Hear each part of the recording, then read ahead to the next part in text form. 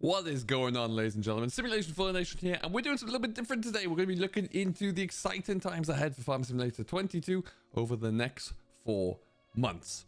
It's summer, and summer means one thing really when it comes to Farming Simulator, but also most gaming developers really. A lot of times, a lot of conventions there where a lot of announcements are made, I think it's fair to say. As I write this, many people are making their way over to Amsterdam for TwitchCon. And then after that, next week, it's going to be FarmCon as well. So this is the time where we really start to understand what the next few months holds, really. And that can be helped a little bit by what's on the website as well. So we know about the Year 1 Seasons Pass. We know about the DLCs that come along with that. And that is fantastic. It gives you a lovely roadmap, stretching things out. But today, we're going to look into to see... perhaps there's more coming than this. Perhaps we know about the Platinum DLC. We know about the third DLC as well. But is there even more coming this year? And what does that look like? Well, let's dive in. First of all, we're going to look at the Platinum DLC there, which was just recently announced coming in November this year. And it's going to be huge, frankly.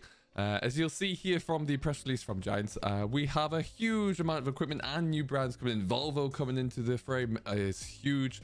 Lovely to see that, but I can't wait to see the extent of the equipment that they bring along for the ride there. But that's going to be really cool. But there's also going to be a lot of other bits of equipment. Over 40 new bits of machinery coming into the game there. Some new brands as well, and a new map, which is going to be pretty cool. I do believe that new map's going to be heavily focused on forestry, which is fantastic. But we'll see where it goes. And I'm excited to see what else we bring in. It does look like, from the outset though, that it's not just going to be a forestry DLC. I think there's going to be a lot of equipment around that. But it does look like Volvo trucks are coming into the game as well. And also, I think we're going to see a lot of other bits of equipment. As we scroll down, we'll see some of them here as well. We know there's a few new bits of equipment from John Deere. We've got these fantastic looking fellers and forwarders. I think they look really cool. Now, I'm not a huge forestry fan, but I do like the looks of these an awful lot. And I think that might actually re-spark and reinvigorate my interest in that type of gameplay there. But we'll have to see what they look like. What's crucial though, what's interesting about this is the announcement of some of the other brands that we can expect there. So we can expect Impex, John Deere, Kohler, Komatsu, Vanzelt, I believe that's pronounced, Schwarzmüller, and many other brands. Now I had a quick Google of these as one might expect. And it looks like Schwarzmüller are very much in transport. So we know that Volvo trucks are going to be coming in there, but that looks like we're going to have some good trucks and trailers to pull alongside. So as you look at their vehicles there, you got platform vehicles, tipper, container, walking floor, bodybuilding, everything down the line there. And there's a huge array of different options. So it'd be nice to get a few Volvo trucks and a few nicer different trailers to pull alongside. I think that's really cool. Vansveld seemingly are very much more focused on the bespoke forestry side of things. And what I think could be really cool about this, notice the voucher on the front here. I would love to see some of the in-game brands that we already have, like your Fence, like your Vouchers, like your Massey's, configured to this spec. That would be pretty cool, I think. If they're able to do that, give you a really neat forestry option there. I think that'd be a nice little twist.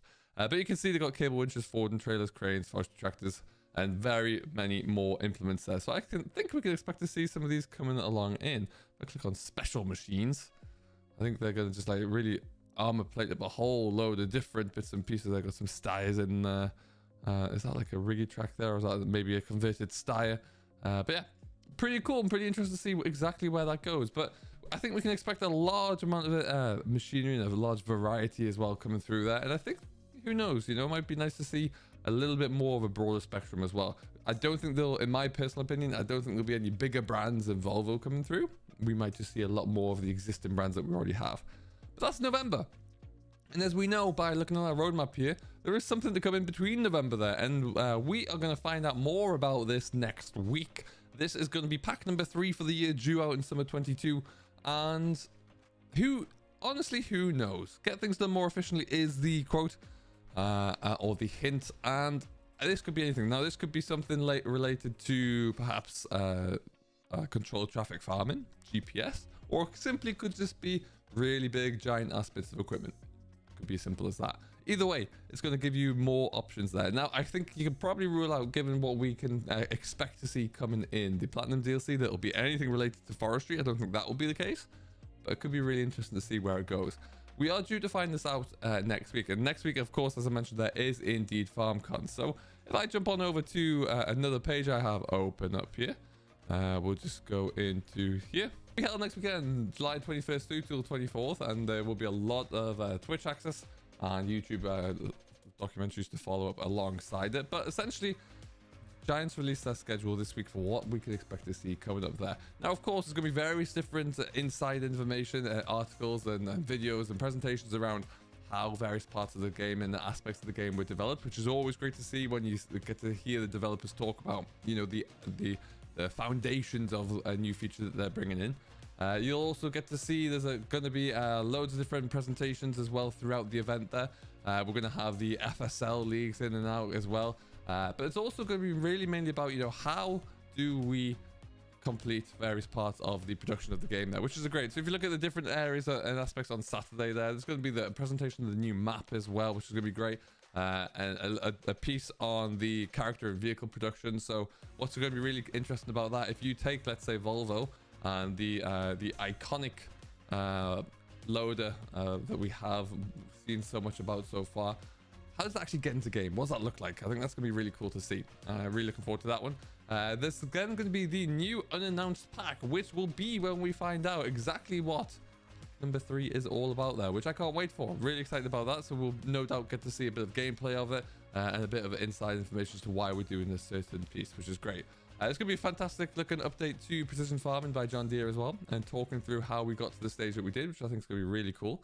And then on the afternoon there, we've got a little bit of a presentation from the Platinum expansion, so we can expect to see more in-game footage of the machines, why they chose to use the machines that they did, which I think will be really cool to see, and how that's going to change. There's also going to be some new gameplay features and mechanics coming in, so we can expect to learn what they are as well, which would be really cool.